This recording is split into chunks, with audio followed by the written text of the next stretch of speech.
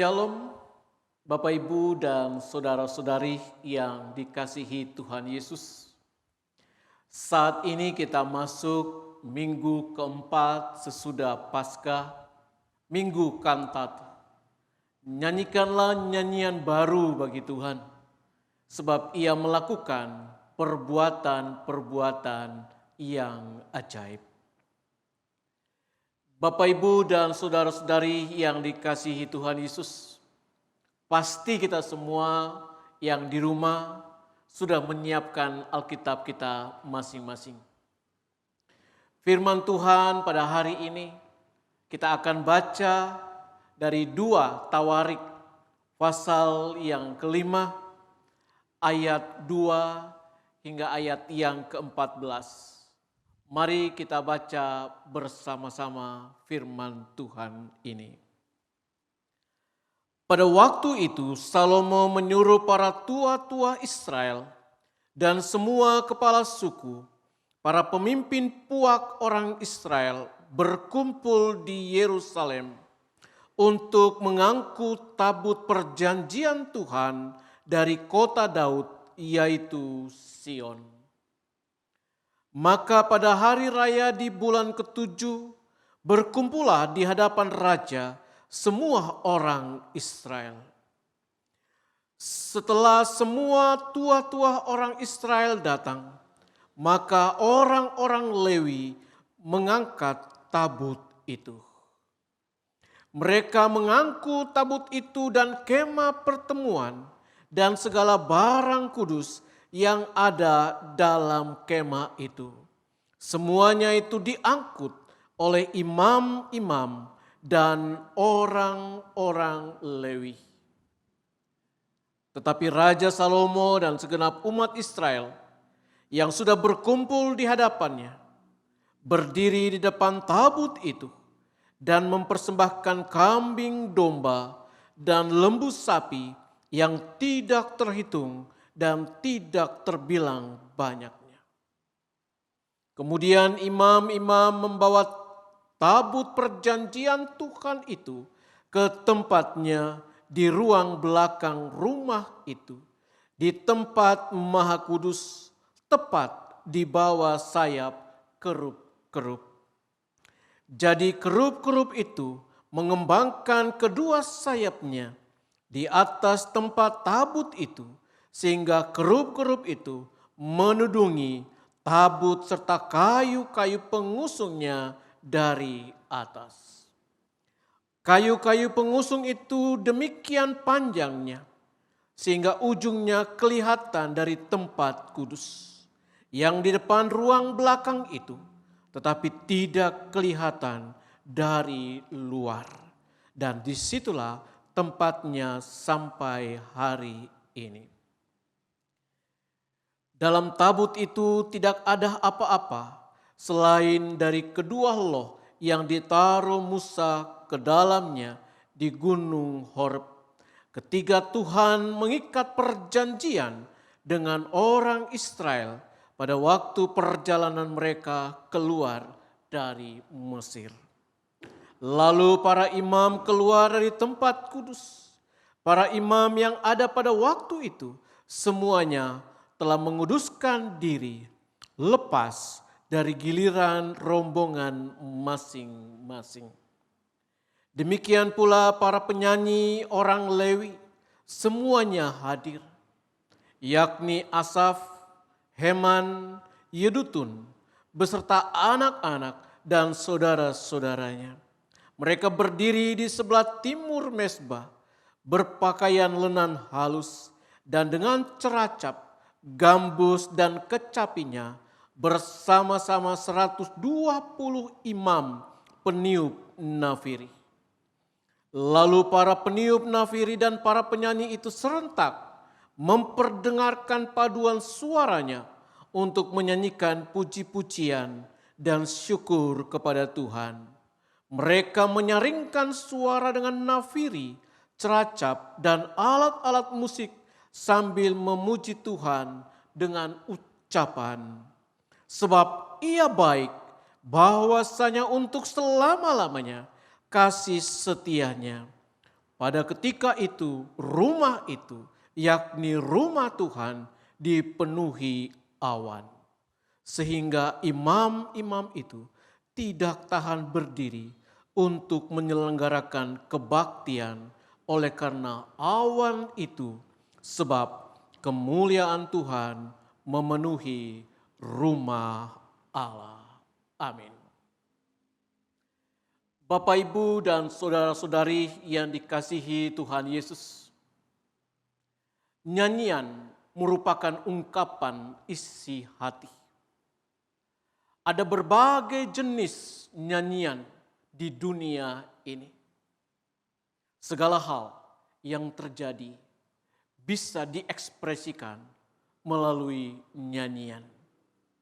Seperti saat ini, situasi COVID-19 ini memberi inspirasi bagi banyak orang untuk menciptakan lagu. Banyak nyanyian pengharapan yang memberi kekuatan untuk menghadapi situasi yang ada.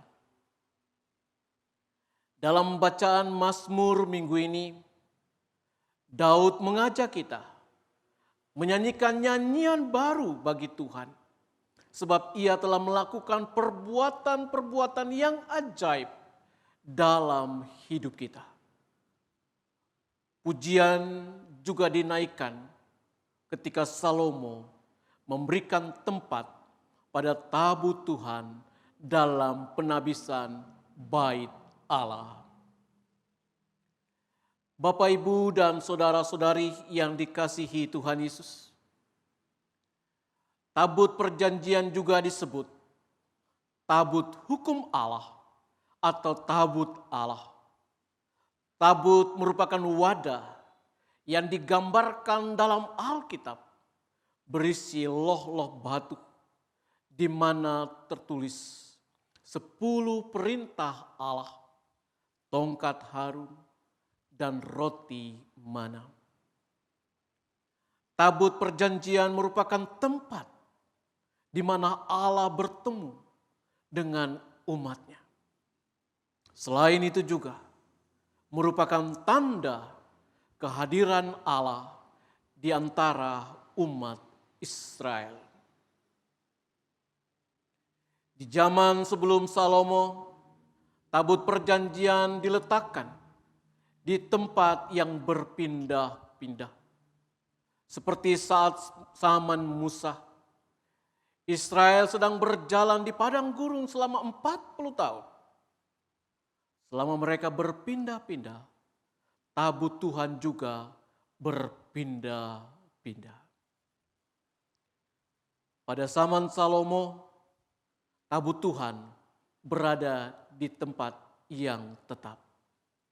Dalam 2 Tawarik pasal 5 ayat 2 hingga ayat 14 yang kita baca tadi, tabut perjanjian sedang dipindahkan dari kota Daud, yaitu di Sion, menuju bait suci Salomo.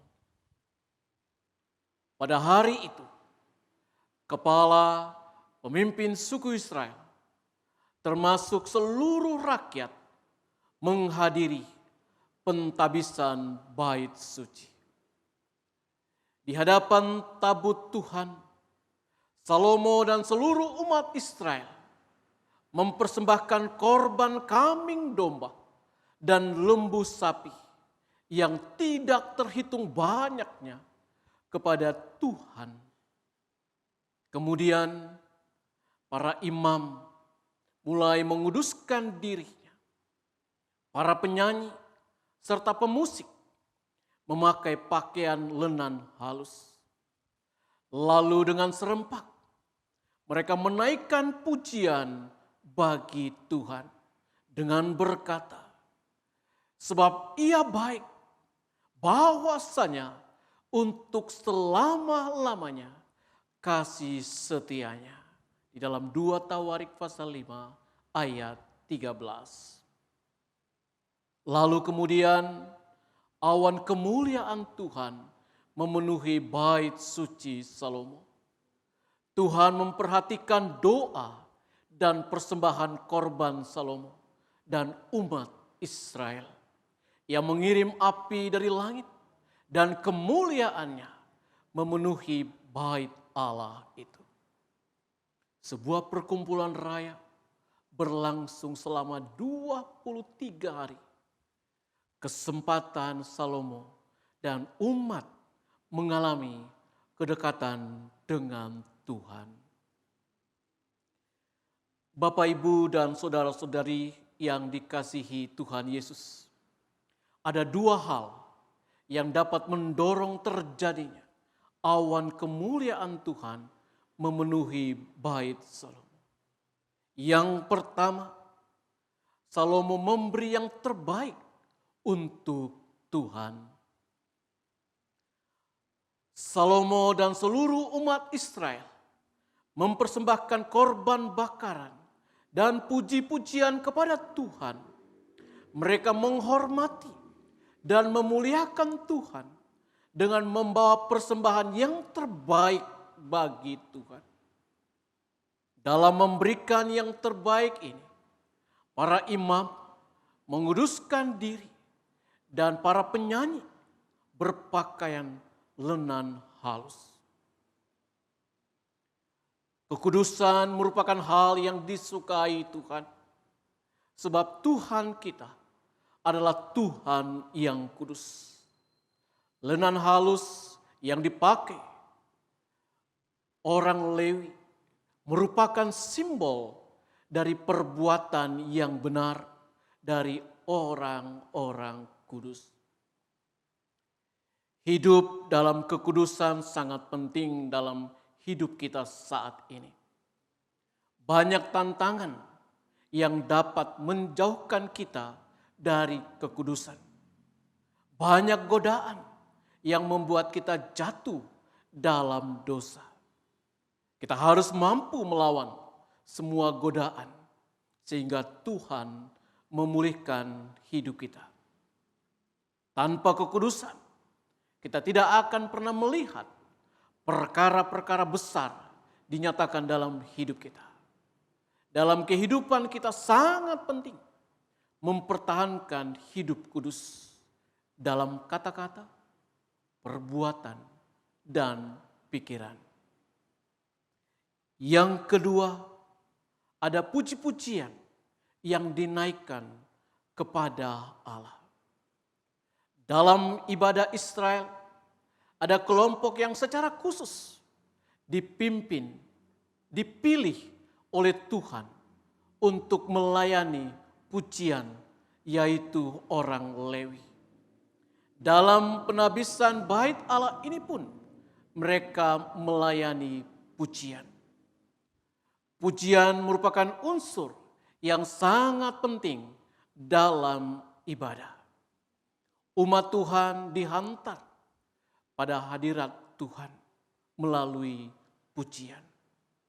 Dalam Mazmur 98 ayat 1 ada ungkapan tentang nyanyian baru.